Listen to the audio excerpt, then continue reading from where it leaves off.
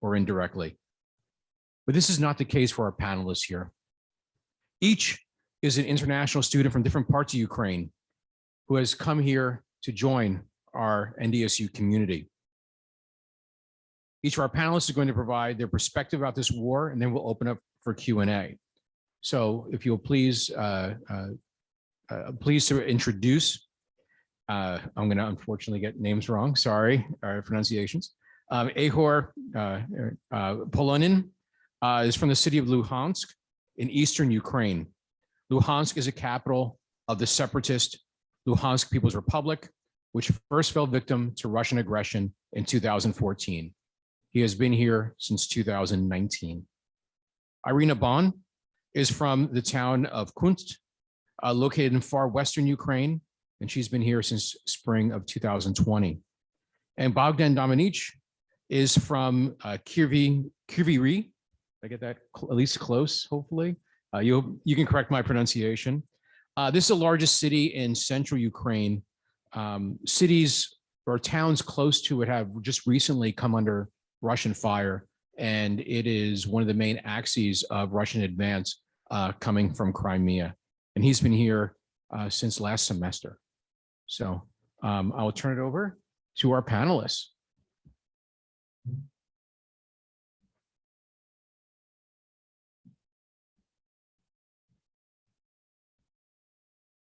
Hello, everyone. Thank you. Can you hear me?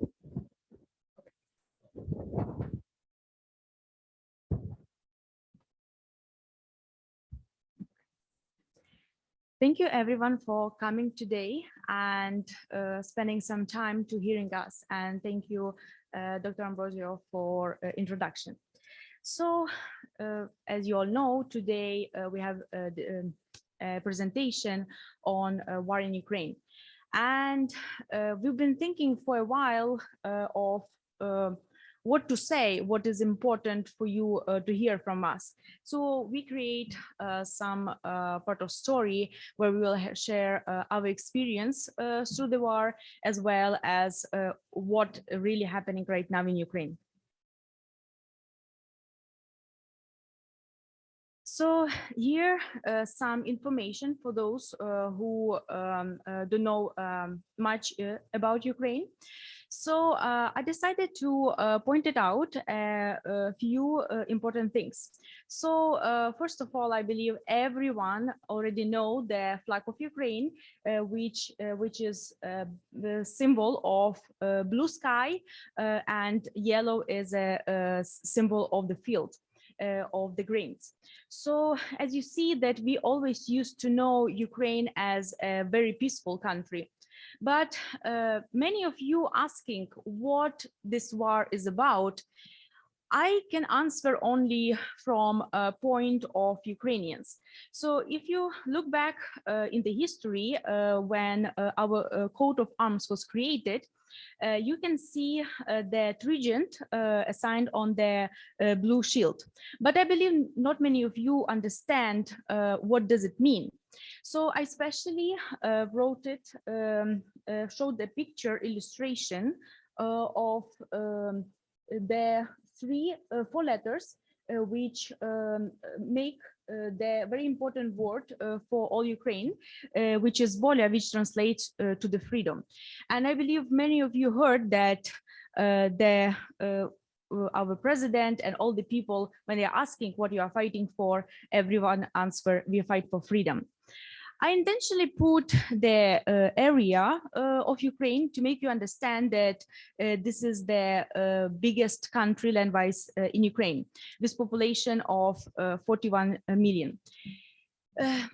Actually, it is just a number, but I want you to understand that this is 41 million of people.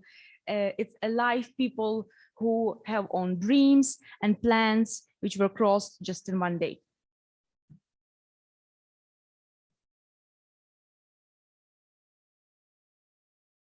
So I want to introduce you and show you just inside of what I used to see the Ukraine.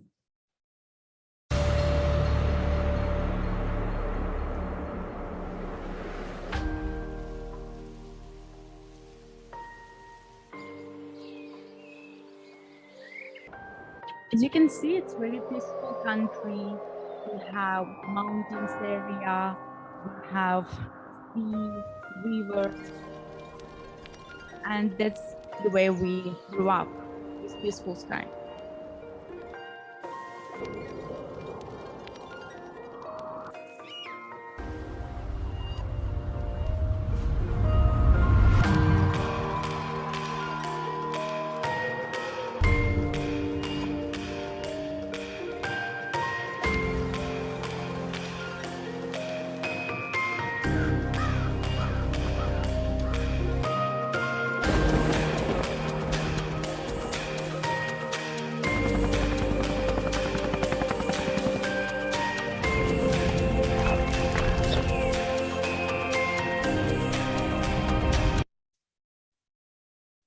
And then our life changed.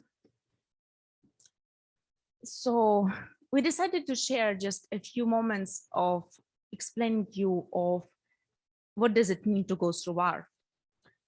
So I discovered about war in Ukraine in 2014 when the Russia started to attack the east part of Ukraine.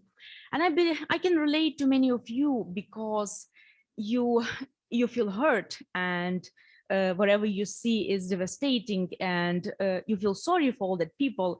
But when you don't have anybody, relative or friends there, you can't feel the full power of the pain.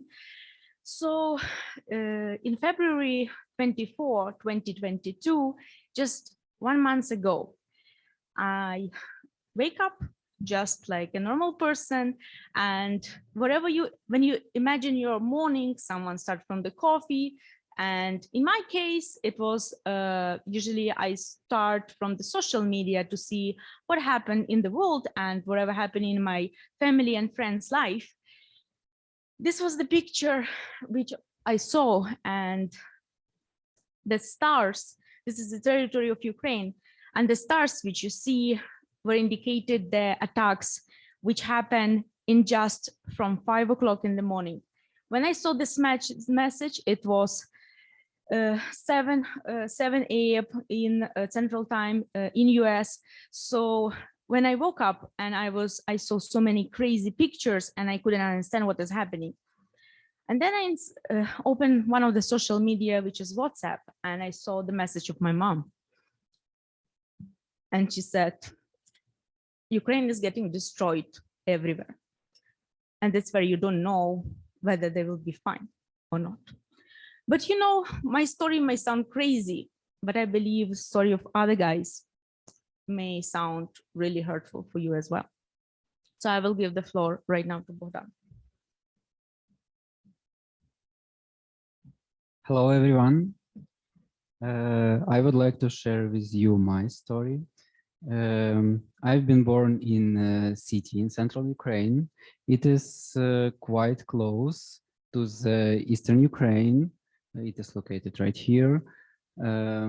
It is adjacent region to the Donetsk and Luhansk regions that were occupied in 2014 by Russia.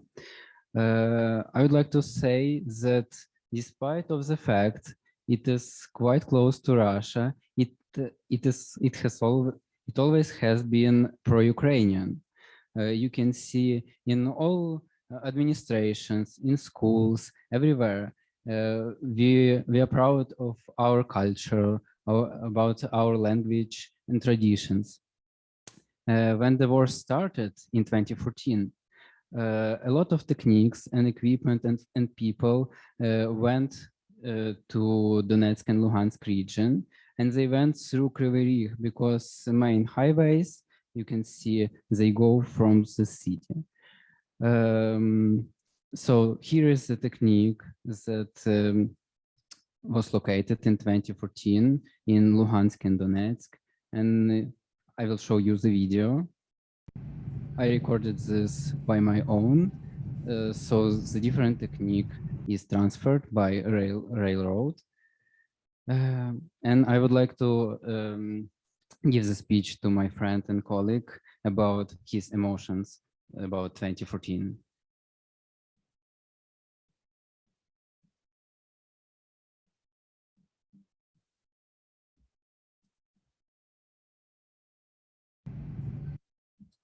Hello everyone, my name is Yegor. I'm from city of Lugansk. Yeah, sorry. This city is basically have a border with Russia, and despite all opinions that a lot of Russian-speaking people are really suppressed or attacked by Ukrainian government and other people in the overall part of Ukraine, I can tell you personally, I was traveling a lot through Ukraine. I was studying in a Lviv Polytechnic University, which is near Poland border. And for 25 years, my native language was, and I was speaking Russian, and nobody was ever have a problem with it. However, our city is very famous, as you can see, this man, and what it says, we have a lot of coal mines. So our regions in Donbas region have a lot of coal mines, and we have a big export, also import of coal in Ukraine and on other part of the world. So on that part, you can see that where is my home located through the GPS. And the red circle is a park. And on the video, you can see what's happened on the 2nd of June. To say what level of fear it was, I can't really transfer to you. Basically, in 2 days, me, my mother and grandmother, and my cat, we were leaving the city because obviously it was not safe. And I moved to Lviv, to the most western part. And my grandparents still there, they can't leave. My father left in 2 weeks after us. And then I entered university with my bachelor. And fortunately, I was in a department which has a collaboration with NDSU, and with the help of Dr. Voronov and his father, who is collaborating with this university, I got the opportunity to get an internship on summer 2018 here. And then I fell in love with this profession, fell in love with what I'm doing. And I was invited and proposed, and I decided to stay and make my PhD here. So it's my 4th year. What's feeling probably the first is when you don't know whether you will see your parents and grandparents again. The next is a hate. Probably all of you is using this word every day, but don't put actually a big meaning, probably frustration. But the hate to the army, to the people with gun who literally think that they have a power to steal your childhood, your dreams, your hopes, and forcing you to be helpless and don't understand what you want in your life further. Unfortunately now, not our region and not people from our region were stolen their dreams and future and rights to live, but also cities which are adjacent to the Lugansk as well. I want to prepare you. There'll be many distractions. So this is actually represents what's happened after 24th of February of 2022. The city of Kharkiv, city with the largest population of Russian-speaking community, second largest city in Ukraine, as you can see. And here, how Russian army destroyed the school. Here you can see the people wake up and what they saw in their house. And right side, you can see they destroyed the largest largest square in the whole Europe. I want to move to regions of the Kharkiv. So this you can see Barabasheva market, and this is the largest Eastern Europe, and it was completely destroyed and burned. Izium, which is city also in a region, and you can see which objects are Russian army attacking indeed. Civilian hospital, where people were either sleeping or having treatment or saving other lives. The orphanage, the most unprotected children, which were unfortunate to be in this world without their parents for any reasons, but they definitely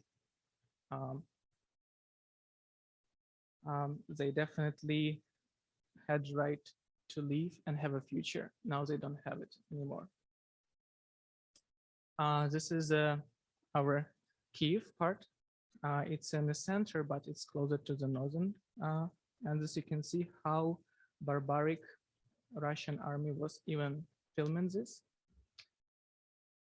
This is in the middle of a civilian part, in the middle of the day, people walking around, and then you can see how it's destroyed. People living in residential buildings or in business, and you never know in each second the rocket will hit and which second will be last in your life. This is a region which is Kiev region, and as you can see, the small cities with a 12,000, 60,000 population, Irpin, and now due to humanitarian crisis, people stay over 2 weeks without food, water. Some people who escaped cannot contact their relatives who left. Also, you can see here, it was a TV tower, which was targeted by Russian army in order to destroy connection and representing of news information in Ukraine, probably to stop feeding of information to the our people. Civilians who were just walking the street were killed. Also, you can see here, they have no understanding, no humanity at all. This is a memorial called Babin Yar. This is a cemetery, and this is a monument to people who were died in Holocaust. And another rocket, as you can see here, targeted that cemetery. Let's move to the northern Ukraine. Same damages: stadium, schools, hotels. Chernihiv is have border with, is on the northern border, have border with Belarus. I want to be straightforward. This is not only war of Russia with Ukraine, but also, as you can see, cities which are on the north being attacked, and it's obviously, and it was confirmed that they were doing it from Belarus side, from territory of their country. They're not involved directly with their army, but they providing everything to do that. The city is a oldest city, and it's mentioned in 1907 AC. And as you can see, there's half of the population is still there. This is also part which just have a connection to the Belarusian and Russian part. You can see here that the thermoelectric power station, a railway station, which was damaged by German fascists in 1943 and rebuilt, and again was destroyed by Russian fascists as well. Now let's talk about the weakest point, probably is what is hurting the most, and people are actually begging about help in that region. It's in Mariupol. It's a little bit downside of the Donbas region, also have connection to the Crimea. So it's in a coast, I have a coast part.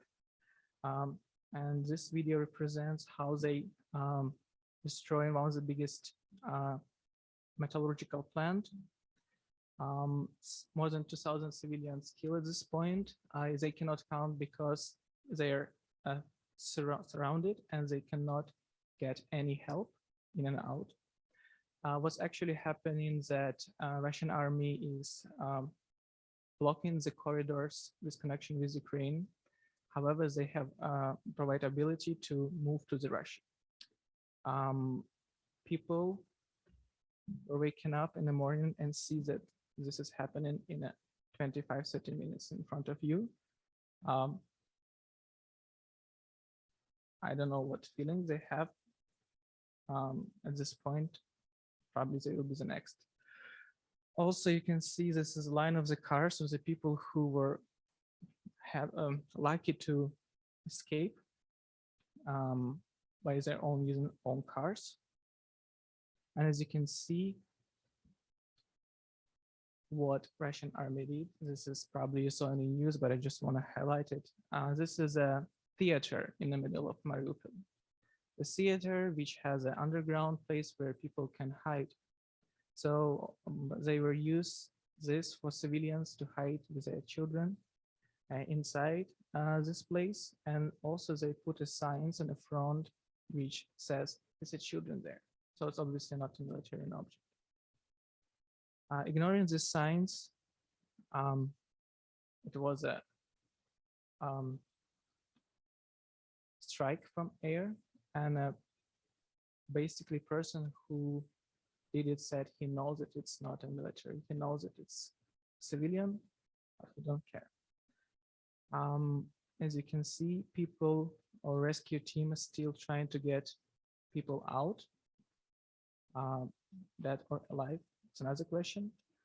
To trying to get more feelings about Mariupol, can you imagine that the city has population higher than Miami City, and just imagine that this city is cut off medicine, food, electricity, and everything for more than 2 weeks. People actually melt in the snow to drink water.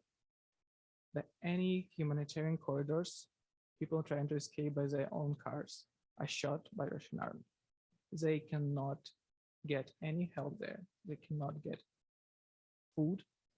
No help is getting there, as they cannot escape. So they're trapped. And I think if you correlate with the history, you may understand what this action will look like.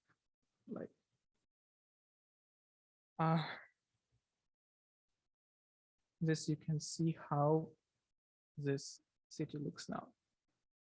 It's vanished from the earth, and people are begging for help. Last two slides, cities, which is in my region, and as you can see is a kindergarten. And till now, all of the cities near Donbas region, none of them were not bombarded. The Volnovakha does not exist anymore. People live in the streets, undergrounds, in Kramatorsk, as you can see, and Severodonetsk as well. Those regions are completely destroyed, and there's no hope for people living there. So if you think this is probably a horrible story, but I might assure you there is something more you will know and probably will be shocked. And I think well done.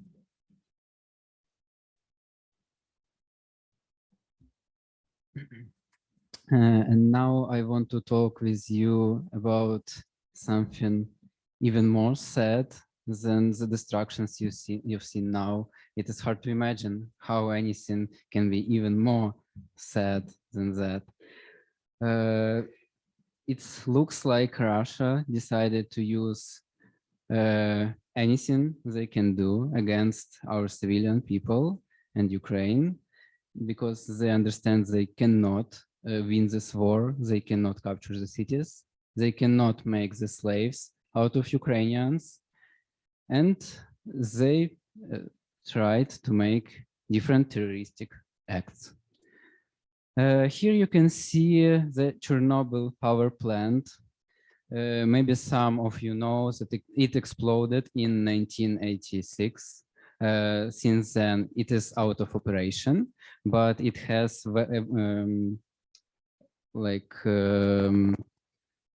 some waste containers with radioactive wastes, and they must be cooled to not to explode again. And what did they do? They captured this power plant. They captured the laboratory equipment, personnel, and also they heated power lines. So now the power that this nuclear power plant receives is from emergency generators. And in case they will be out of fuel, it may explode again. It will be the second catastrophe in Ukraine. Also, the other power plant, nuclear power plant, it is located in the central Ukraine, closer to its southern part. It is the biggest nuclear power plant in Ukraine and in Europe in general. Now it was captured by Russian militaries. They attacked that 2 weeks ago. Also, they captured the personnel and the equipment. You can see also the administrative building that was on fire right near the nuclear reactor. I also want to say that it is very brittle. Nuclear reactor cannot withstand any rocket or shell. It will explode immediately if that will hit it.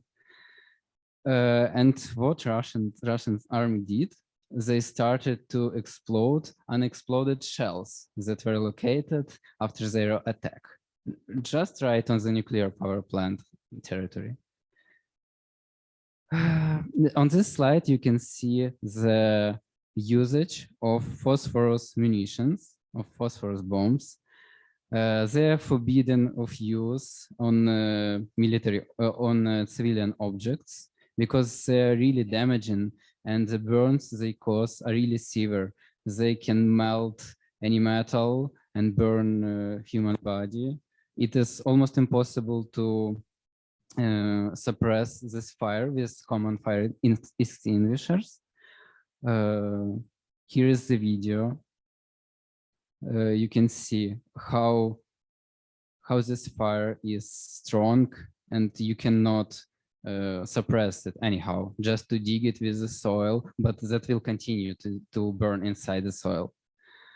On the other video, you can see the usage of vacuum bombs. They are also forbidden from usage on civilian objects because they're extremely powerful. They're actually the second powerful weapon after nuclear weapon. On this picture, you see as cluster munition. It is also forbidden to use it near civilians objects because a lot of small cluster, they are unexploded, and as far as these parts often are colored, so the soldiers can just grab them after they are unexploded. So the children can think that it is a toy or something like that and take that, and that will explode. You can see closer to this rocket. Probably some parts they are around this rocket and they are unexploded. A lot of damages also on the culture objects in Ukraine. More than 60 museums, churches, memorials around the Ukraine are completely destroyed. At this picture, you can see the church of 1962. Ukrainians tried to protect their memorials, sculptures, everything. This is the central sculpture in Odessa. And the civilians made the protection layer around the sculpture. Also, 1/3 of Ukrainian natural reserves was very affected by Russian invasion. You can see the missile right near this animal. So not only people suffer from this war, but also animals and our nature of Ukraine.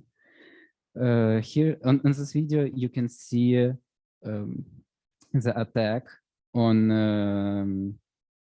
the facility in Sumy. Sumy is located on the northern Ukraine. It is the factory that produces mineral fertilizers, cement additives, and something. So there is a lot of chemicals on this factory. And when container with liquid ammonia is heated, it can cause very sad circumstances to the civil people.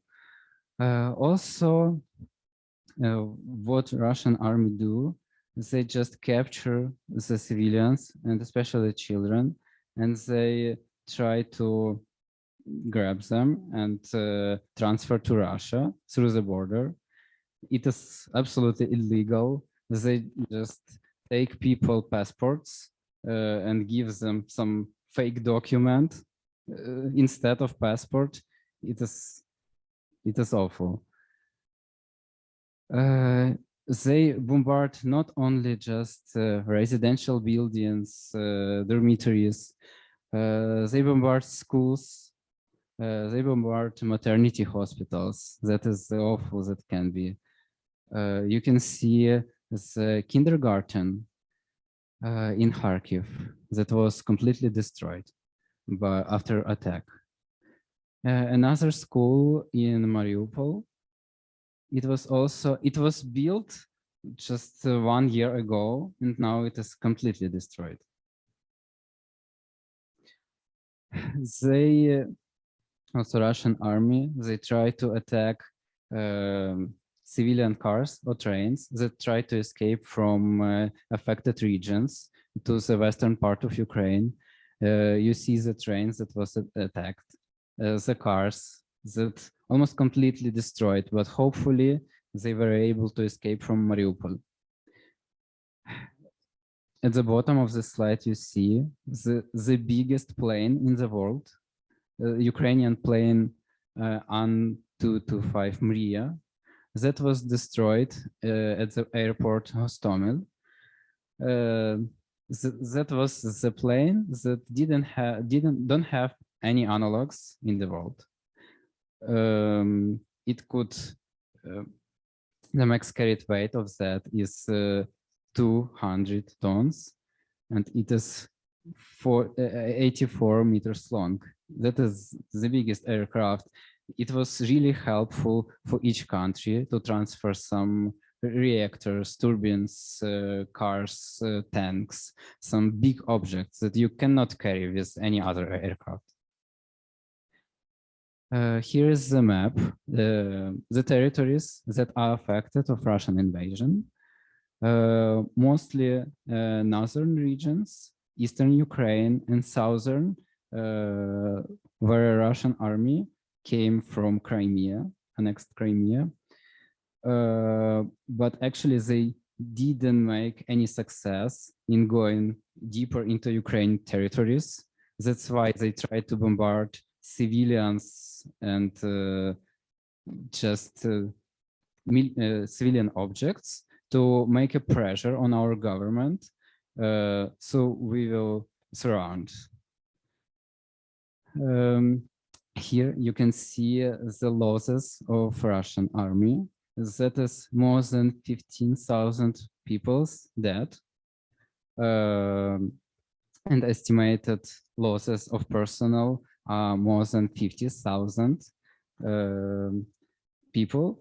They lost 500 tanks, a lot of armored cars, artillery systems, even they lost even ships, with regards that Ukraine doesn't have such strong ships military. But our Ukrainian army does everything to protect our people and our country. You can see the ice pilot in Kiev, Ghost of the Kiev. he destroyed more than 30 Russian fighters and bombers. When he gave his interview, he said, he must be extremely precise. It is really hard to hit and not to be hit from their side. You can see also Ukrainian artillery systems that help to destroy the columns with techniques. Everybody tries to protect our country, not only men, but women as well. They're really brave. You need a lot of will to go and defend your child, your family, maybe your man who is left with your child. But also animals, they help in this war. You can see this dog. He helped to find more than 90 unexploded shells and deactivate that. On this video, you can see the Russian helicopter that was hit by Ukrainian rocket complex. But you've seen that Ukrainian army is really brave and they try to fight and to protect our country. But what is their attitude to captured Russian soldiers? So I would like to transfer my word to my colleague, Yegor. He will elaborate on that.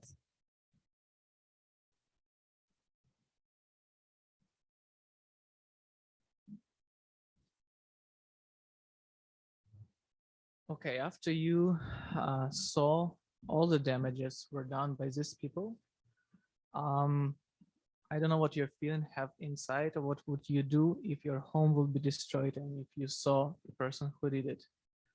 Probably it takes big courage not to lose your humanity and not to go against some, and to do to be an aggressive, basically to kill someone because they killed your civilian people. So as you can see, Russian people who surrounded, they kept by Ukrainian army. They had food, place where to live. They have medical attention, and they have a basically also Ukraine created like a community for mothers who want to find all their children from Russia who are on our lands, and they give a phone to call. They give ability to communicate to even to these people, to say their relatives that they are fine, that they are alive. And but for some reason, Russian government blocked that site. Maybe they don't want to know about what's happening indeed. And also I want to add, if there's a lot of collaborations that everyone knows that Ukraine wants to join European Union and be part of the democratic world, but there's a lot of collaborations that we are not ready, people are not ready. I think that by even in this state of war, by following all democratic rules, save your humanity, I think our people confirms that we are ready and we are fighting for democracy and we are not animals. Also, even you saw there is sanction happened on the governmental level, but what's happened, the Belarus have a border with Poland, still a huge amount of trucks that loaded in Europe are going through the Poland border with Belarus, and you don't need to be a genius to understand where they traveling further. This is people from Poland side, from Ukrainian side, maybe other people even from Russia who are understand what's happening. So the people basically blocking these colonies of supply. We don't know what's inside the trucks. It can be weapons, it can be food, it can be anything, but these people as the reason why those trucks are going, not the sanctions.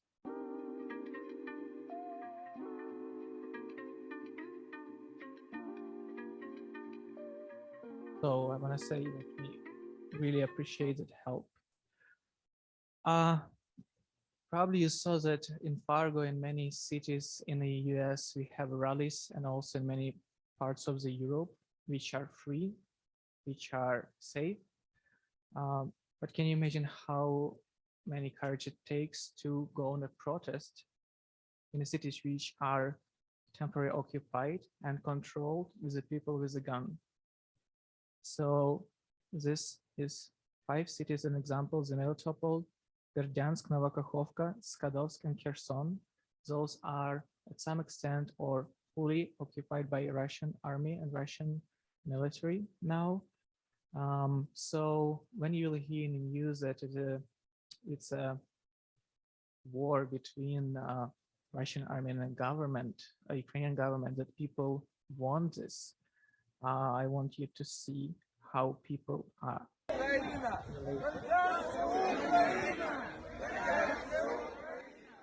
You can see that people are not scared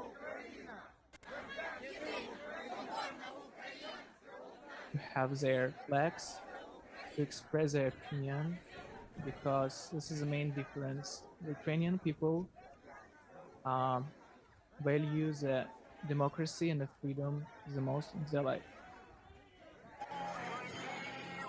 And this video, you can see that people gathered from Ukrainian side, they're singing the national anthem of Ukraine, where opposed to that there is Russian army who turned on the speakers the national anthem of USSR.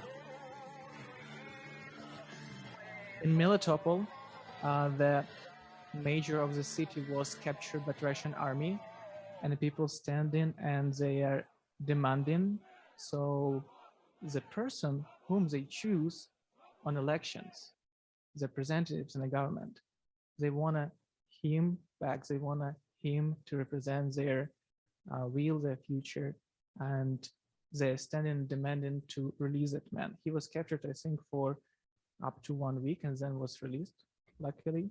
Same happened in Skadovsk, that the major was captured, the governmental man, and the people demanding of his release. Also, this is heartbreaking video. Unfortunately, some of our fighters are dying, and when they delivered their bodies delivered in the homes where they were born, or whether they want to be buried, just memorize how people, civilians who live in those regions, meeting them. They created a corridor, standing on their knees, praying, and probably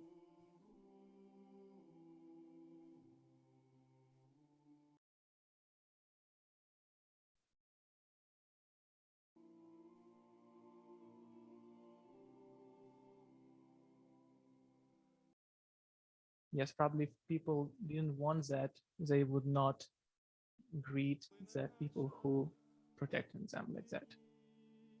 So I think I delivered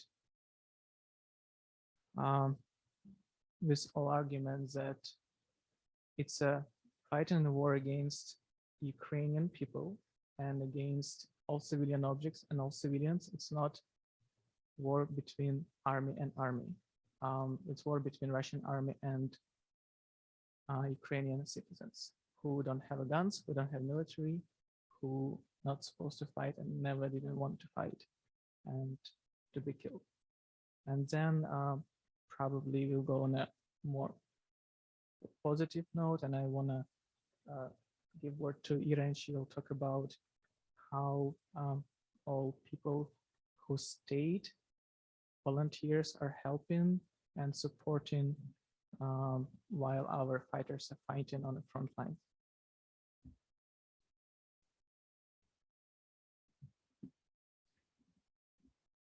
So we saw how Ukrainian people are supporting the army, what they're doing. But there's a few things that I want to emphasize, and this is one of them. The hardest and the most heartbreaking thing what can happen in human's life, it's when a child is killed or die. So this picture, actually, a video, this captured in Lviv, the town in west of Ukraine, where I've been studying all the time. They don't participate directly in the actions, but they do whatever they can to support people on the east and the one who take part in the actions, as well as bringing the attention from the other countries and to our problem. So as you could understand, we want to, there are a lot of crazy damages of the buildings, but everything can be rebuilt, but human life cannot. So you have to understand that Ukrainian people are very brave, and they don't afraid of pain. And this is one of the examples. So you can see that people are actually hiding under the bridge and trying to escape. They're going through crazy cold water, and you have to understand that this is winter. It is not that crazy as in Fargo, but it is actually cold. And you can see that kids are staying outside. And we have to understand that people hold. And if you remember, I was always saying, and many of us repeated, that this is war is for freedom. And we will do, and our people will do everything to survive and to win this war. So Ukrainians are actually used to adapt to the circumstances at which they're put in. And one of the example is when the rockets started to fall down on the big cities, capital, as well as Kharkiv, people didn't have where to run. And one of the place where they could safely stay and wait is a subway. So you can see that there is a child as well as older people can stay in there and work as a union. Also, Ukrainian do not only care about humans, but also about their pets. So when they try to escape from occupied territories, they bring the pets together with them. But also we do care about our cultural heritage. And this is one of the example of which is culture. We call it culture capital of Ukraine. And you can see the statue of Jesus Christ, which was, it's a wooden statue made in the 15th century. And the last time it was hidden in the time of Second World War II. And now they understand that anything can happen, and they try to protect as much as possible. So it is also this statue was located in one of the churches in Lviv. And also they try to protect as much as possible. It is mosaics and windows of the churches, as well as different architectural architectures. One of the example is Odessa, and I believe many of you actually in older generation came from Odessa. So Bogdan actually mentioned that. So you could see that, for example, a monument of the city was covered by the pieces of the sand. But if you really think about that, who did this, who prepared this protection? And you can see on the slide that it is people. And while army trying to protect us, Ukrainian people are doing as much as possible to save Ukraine as it is.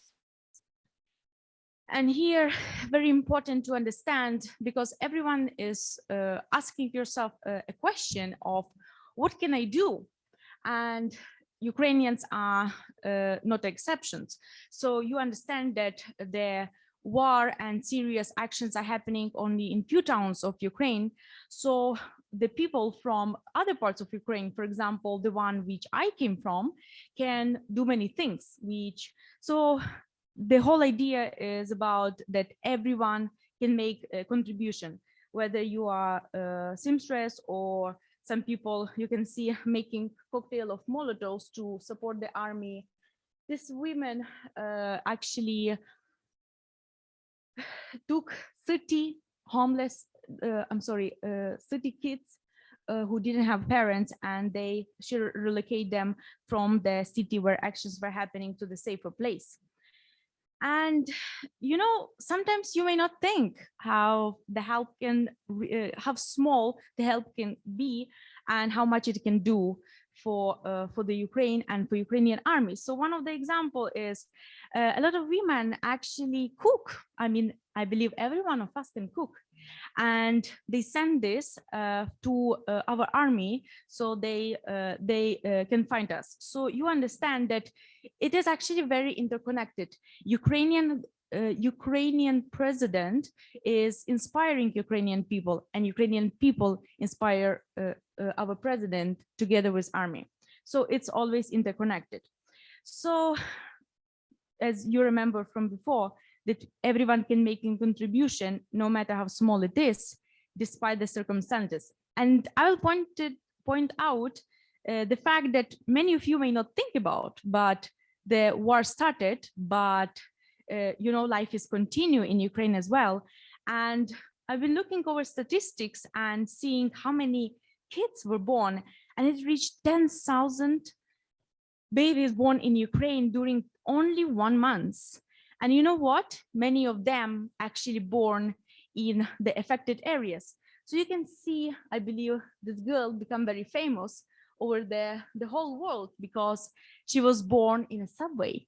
And if you really think about that, it's we are talking about person delivering a child in front of people in the full, it is anti-sanitary, but you know what? Nothing can stop Ukrainian people. And also a very important fact that you might think that only war is happening and other people, the life stopped. But when you see the statistics said that approximately again 10,000 couples got married during the war, and many of them are actually people from army. And this action actually showing that we will live no matter what. And we will help despite the age. So you can see that this woman, this grandmother, she actually cook bread for our soldiers. This little girl, she's helping to take care about her maybe brother, sister, maybe it's not even her her relative, we don't know. This old man, he donated $10,000 to the army, and you might think that maybe it's not a big money, but to make you understand, that was his life savings.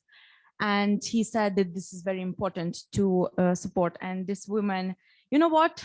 She born in 1936, 37. And you know what? It's never too late to join the army. And people help despite the fear. And the firefighters, doctors, psychologists, they do everything to support as army as well as all Ukrainian population, despite the profession. And some Ukrainians are here, and I believe many of you may relate to this. So, for example, this guy, he's a solist of one of very famous group as well. Here, Antitila, and this one is a solist of a famous group, Okean Elze, and all of us used to see them on the concert. But you know what? They also joined the army, and they're going through the same risk as everyone does. So if Ukrainian soldiers are putting themselves in the life danger they also do that.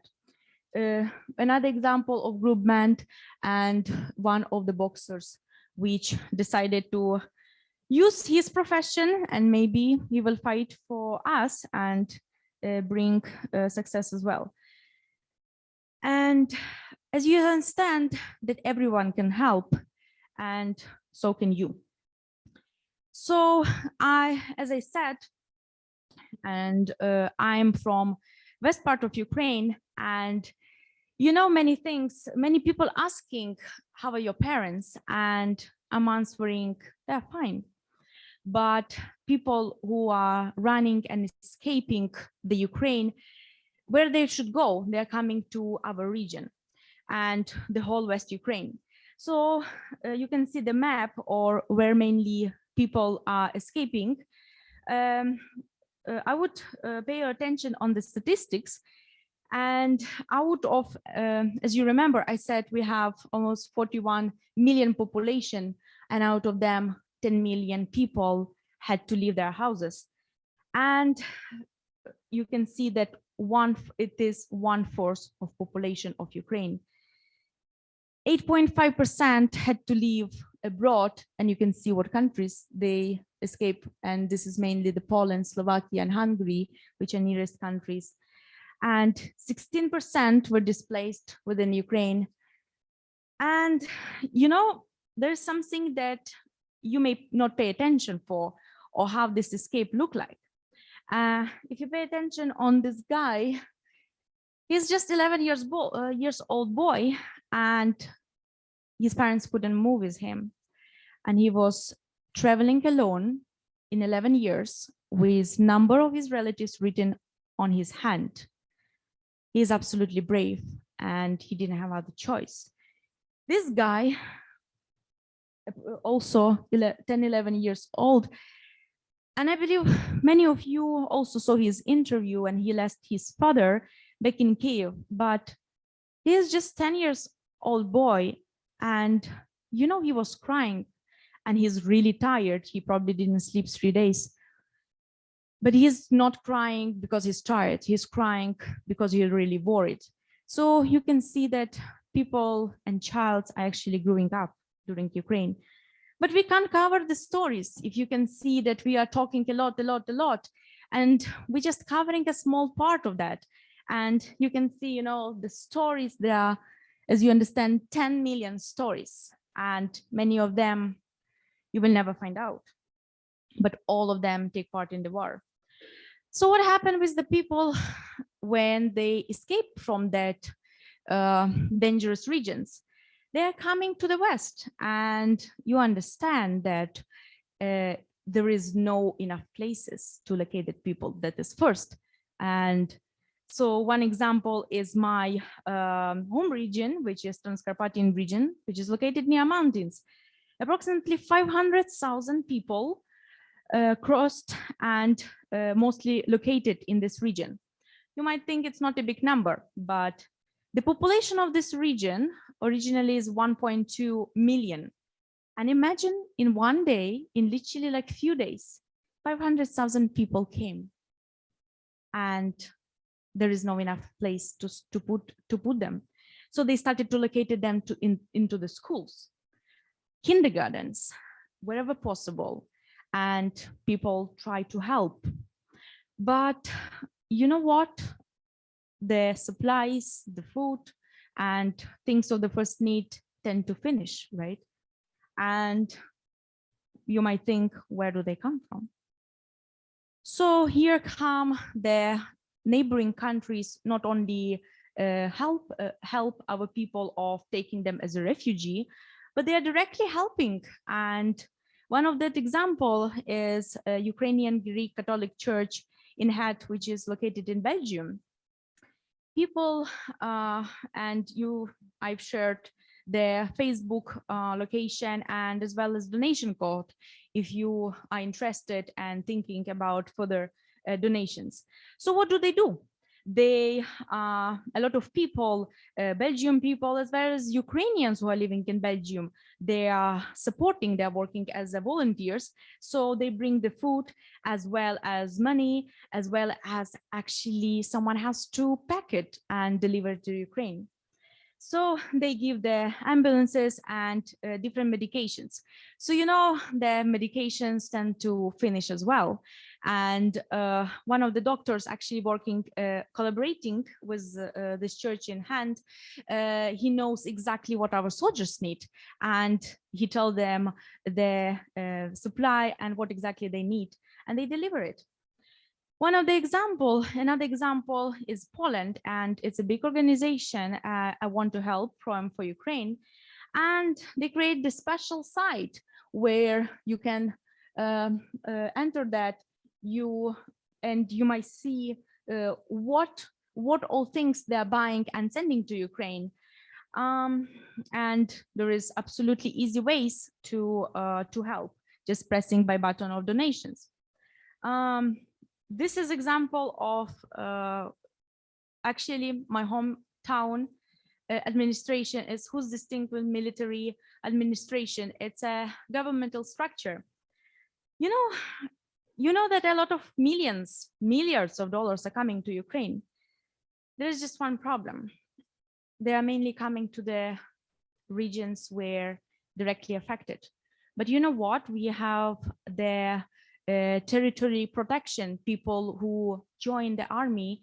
And for example, one of my example is my brother, and he was not supposed to go to army, but he decided to do so. And he said, I just can't look how this is happening.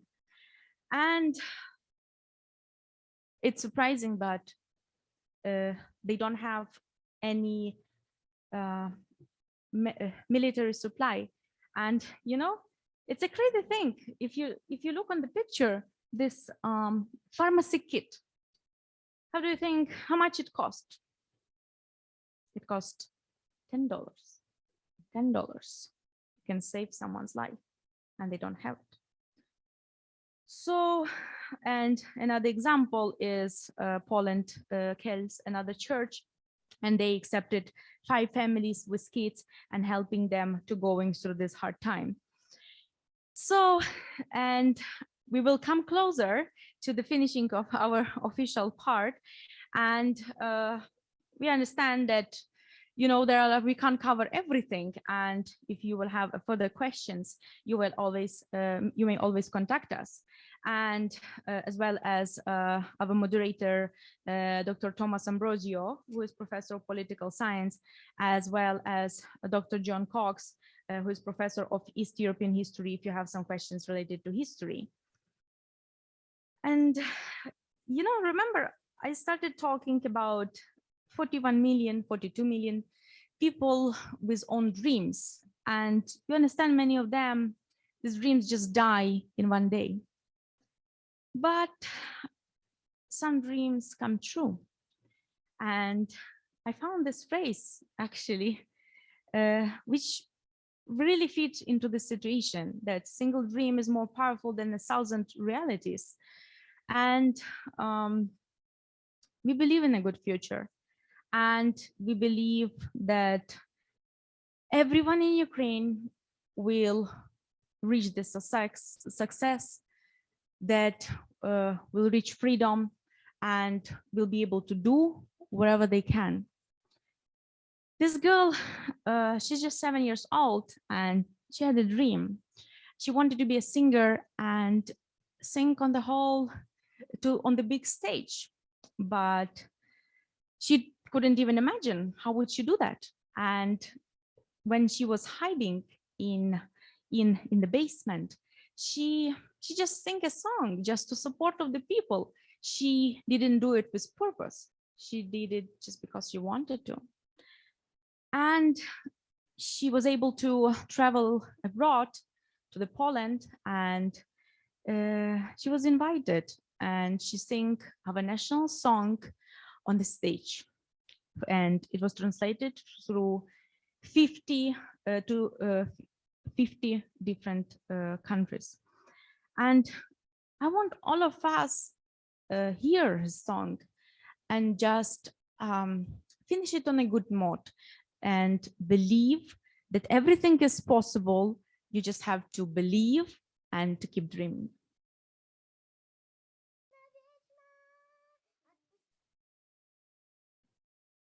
I believe just give me a second.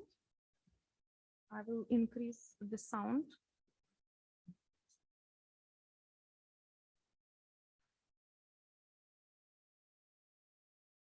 I just want everyone to hear the song in a full volume.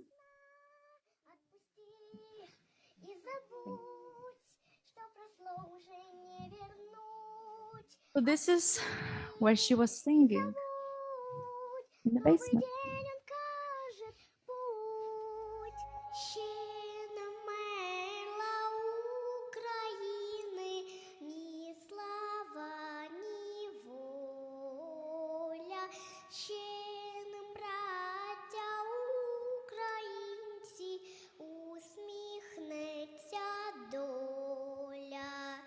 Згинуть наші вороженьки, як роса на сонці запанує, і ми, браття, у своїй сторонці.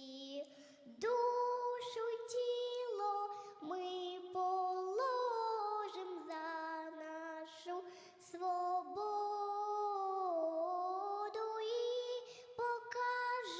Що ми браття козацького роду.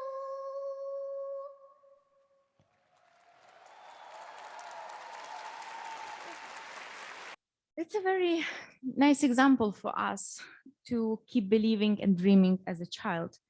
So before I move to the questions, I want to say thank you to some people who participate and helped organize this event. And I would start from Michael Miller, who is director, bibliographer of Germans from Russia Heritage Collection. And the reason for that, because it was from the talk, from the conversation, and just 2 weeks back, we had just an idea, but now we were able to organize it and make it true. And I thank Dr. Thomas Ambrosio, professor of political science, for helping and suggesting different ideas, and mainly for being our moderator. And thank you for Alicia Kaufman, who is Director, International Student and Study Abroad Services, and of course, the whole her International Student and Study Abroad Services as well, for contributing to organization of this event. Also, she was one of the first people who contact us and said, we know what happened and we want to ask you, what can we do for you? And of course, also Dr. Cox, professor of European history, who provide us ideas and also help contribute to this event. And the whole Department of Political Science and Public Policy to helping organizing and financing this event. Of course, Department of Coatings and Polymeric Materials Department, because if they wouldn't give us a chance to join the PhD, we would just not stand here. And of course, the whole NDSU community for having ability to raise our voice and communicate our thoughts, and everyone who actually whom I didn't name but get involved in the organization, and everyone who attend the event in person and online. And thank you so much. And I believe if we have some time, we are open for your questions.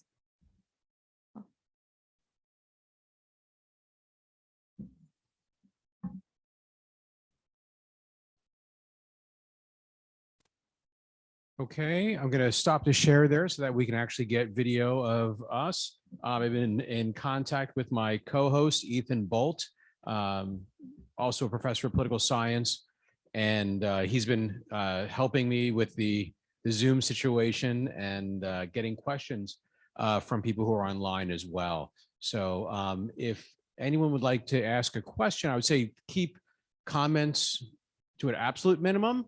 If you have questions for our panelists, please, we have a mic here. And if you have any questions, we'd like to hear them.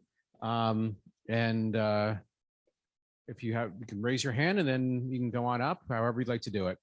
And then if I have, yep, right there, that mic should be on.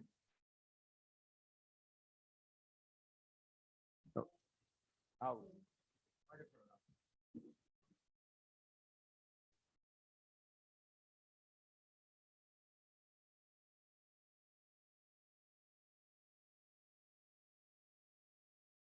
How's that? Yep. I should have been able to figure that out. I was faculty here for 26 years, but not too techy. I've made a number of trips to Ukraine consulting in the agricultural area. I know the winter wheat crop is already planted and we hope it gets harvested. Are they able to start, the southern part of Ukraine would already be planting crops? Do you know if they are able to plant the crops in much of the country that's outside the immediate war area?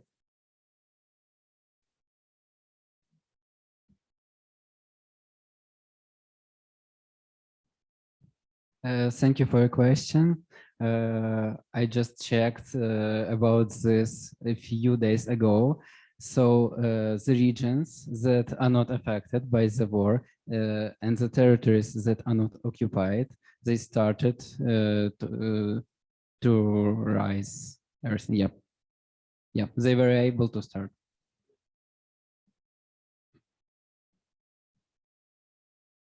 Hello. I have been following the conflict in Ukraine since 2014, starting with Novorossiya and the Battle of Donetsk airport. And my question for you is, what are your thoughts on it essentially taking the invasion of your country to get the attention from the West? Because from the outside looking in, especially as just a civilian myself, I saw it very apparent that that type of conflict would only escalate and that there really was no other end than something like what we see right now. Thank you.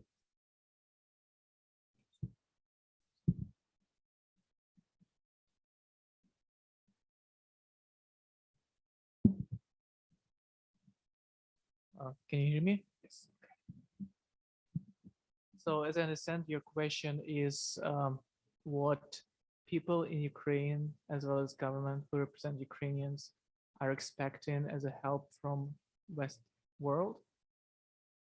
Well, it seems like the West as a whole has land island situation.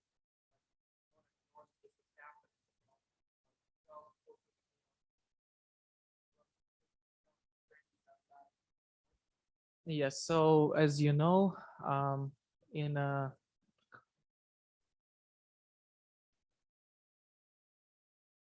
Organization of United Nations, it was 11 times raised question that is opportunity to give a humanitarian army to stop this conflict.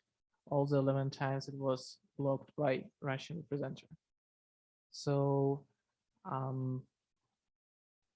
I think that if we will not, like at that point, we haven't talked, like, because when I moved to western part of Ukraine, and I was talking to the people, I was traveling a little bit in Poland, Czech Republic, Germany, etc.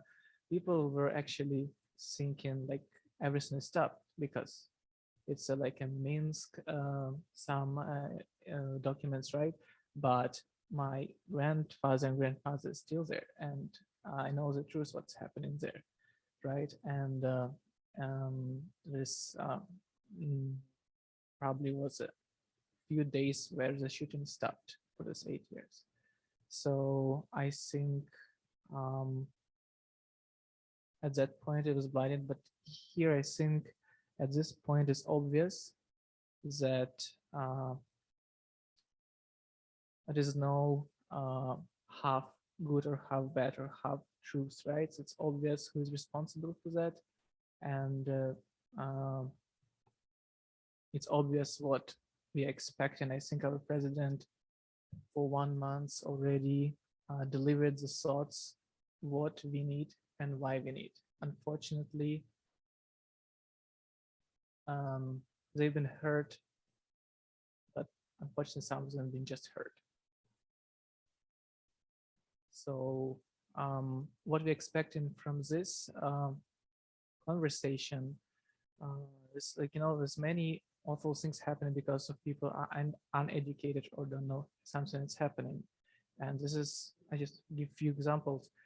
In my region, initially, indeed, there were some people who were thinking maybe it's better to join Russia, maybe not. It's indeed the people, but they were blinded. They were blinded because from my class, only 3 people were outside of the region. I'm not talking about capital, I'm talking about not about other countries, just about the capital. All the information they perceived from channel. And they said that, yeah, there is like people, Nazis are killing people in that part. I was like, I just came back yesterday from that. Like, what are you talking about?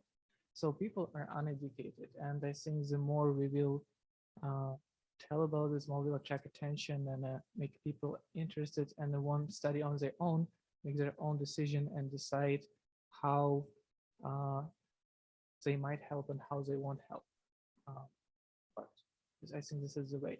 So we want to attract attention of people and deliver our thoughts, our ideas, and make you want to investigate on your own and to make your own decision how it looks like and what you can do. Help.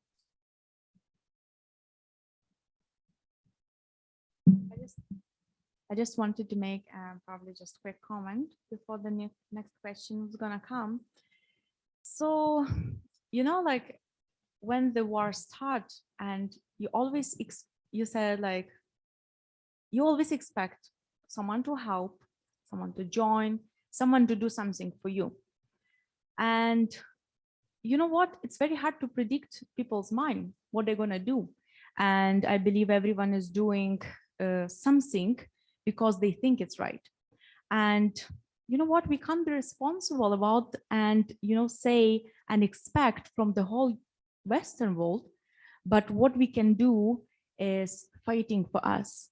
And you could hear a lot of times the president and people are saying, no matter what, we will fight because we fight for our freedom. So at this point, I believe that, nothing can break Ukraine. It's just my personal belief, and I believe it's a belief of the whole country. Okay. Next question. I'd like you guys to speak more to the use of chemical weapons and this very new threat of nuclear terrorism, because it's very clear that the international law frameworks in place aren't deterring Putin from trying these things, the Russian army from trying these things. What kind of frameworks can be put in place to prevent the use of chemical weapons and imperialist invasions like these in general? As I mentioned, 2 nuclear power plants that they captured. At one of them at Chernobyl, there is a lot of soil that contains dust particles from the nuclear power plants that exploded before that. And now, when the Russian militaries went through the forest, through the roads, they raised these dust particles, and everything around this zone is contaminated. Actually, the chair of organization who is in charge of nuclear power plants over the world, he contacted the Russian government a lot of times since the actions around the power plant started. He didn't receive the true response from the Russian government, so they can make sure that these objects will not be damaged. We cannot expect that they will be protected. Yes, so to answer your question, it's kept now by Russian army, and the only person who they responded to, we all know, right? It's their president. So I think it's a very comfortable spot to have to push on the people inside and whatever, just by capturing these objects inside the country and not using other chemical or nuclear weapons from your country, right? So it stays in the middle. So that's people who capturing that and controlling that with the weapons are responsible. And I don't know how we can control it, fortunately.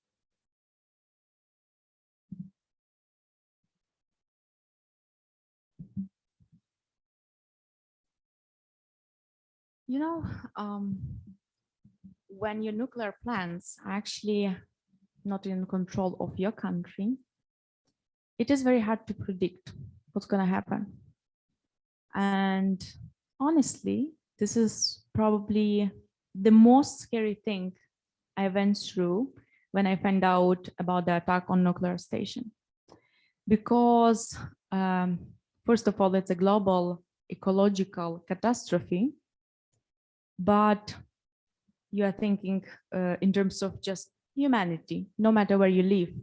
But then you think in terms of your parents are there and they're in danger.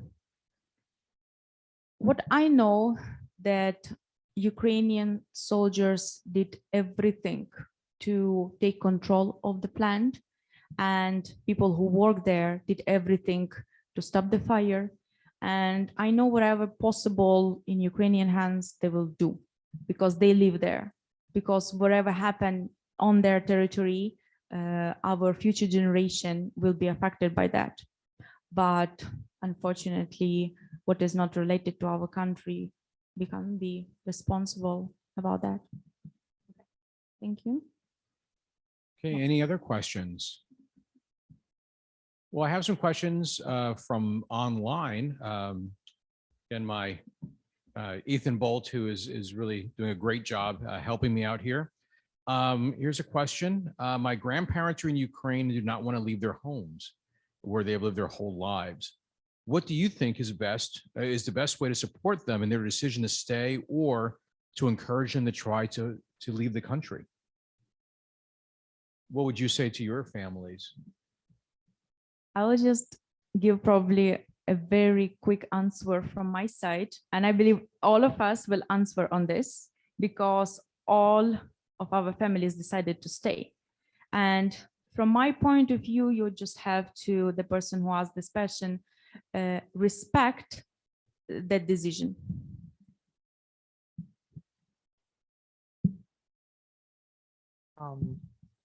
I have same situation.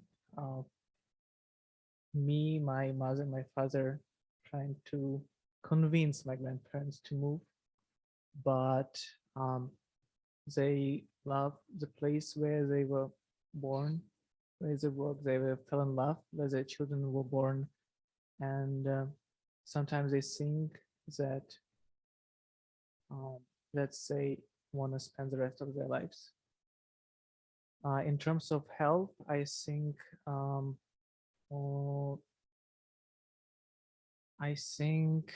it's to stay connected, definitely, and to share your happy moments or your sad moments, ask for advice.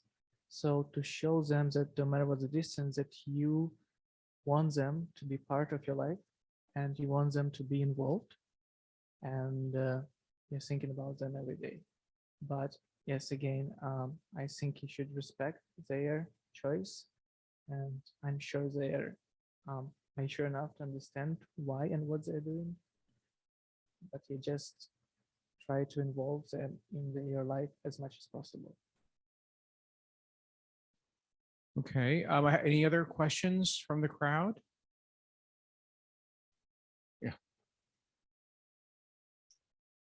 We're seeing the Russian government use a lot of information warfare. You showed the attack on the TV tower that killed 5 civilians. At least from the Ukrainian perspective, can you speak to the efficacy or hopefully non-efficacy of that? How is public opinion in Ukraine looking? How is information traveling? Is it good? You mean like if our channels or like information channels are still broadcasting and working? Still viable overall for the Ukrainian people be able to get proper news and information.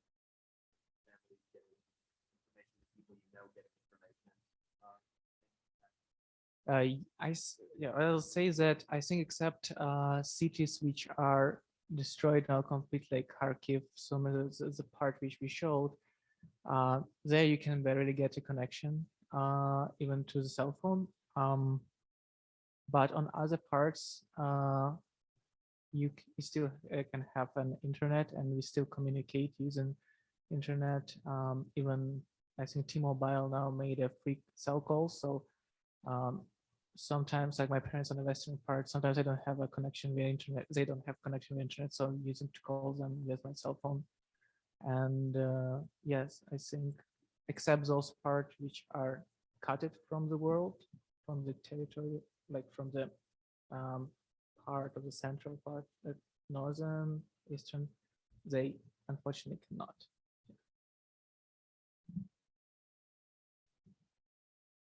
I also would like to emphasize that all the TV channels that distributed news in Ukraine, no matter they're opposite to the government, or government channels, they united as one, and they translate TV news one by one, 24/7. They translate that by the TV channels, satellite television, radio, internet. So most of the people can receive the information, most recent news. Thank you. Yes, and thank you for American genius Elon Musk. He gave us several Starlink parts, and I hope soon it will work. But it's a really good idea, and yeah, I'm his fan. I'm just his fan. So. I do have another question from online. Actually, first it's a greeting from colleagues in Ukraine and Belgium, from Lviv Polytechnic and Ghent University in Belgium. The question was about what can an individual do to help Ukraine? And we had some, I'll kind of answer it a little bit because we had some links, and I will be posting the PowerPoint on the political science website. And then we'll also have a copy of this video posted as well on our YouTube page. So you can find reputable places to donate to. And I have another question from online. Are there any plans, any additional plans for local rallies to support Ukraine that you know of? I know there was one initially, but I don't know if there's any additional plans moving forward.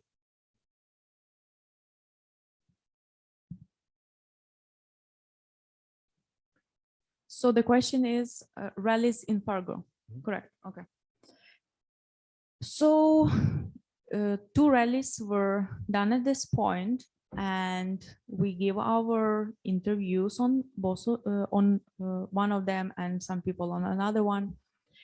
This time we made a panel discussion, and yes, we plan to do. The question is what the rally is about, because we can say, let's pray for Ukraine, and or we can involve, for example, the panel discussion where we involve the whole audience and come closer. And another way, which hopefully we'll be able to do, is probably fundraiser, where because Ukraine need help, and as I said before, you could see that everyone can contribute on part. And as a students, we will continue talking, continue communicating the information, and planning to do as much as we can now and later. Okay, thank you. Are there any other questions? Anything else the panelists would like to say? Yes, so you saw our emails. You can find on social media, and if you have more questions or you want to you saw something in news, you want to know more about it, or just change opinions or something like that. So to spread information, to talk, to validate the information, or etc., you can contact us freely. Fortunately, we are in this information field 24/7. So yeah, we are open to communicate, spread, and talk and discuss.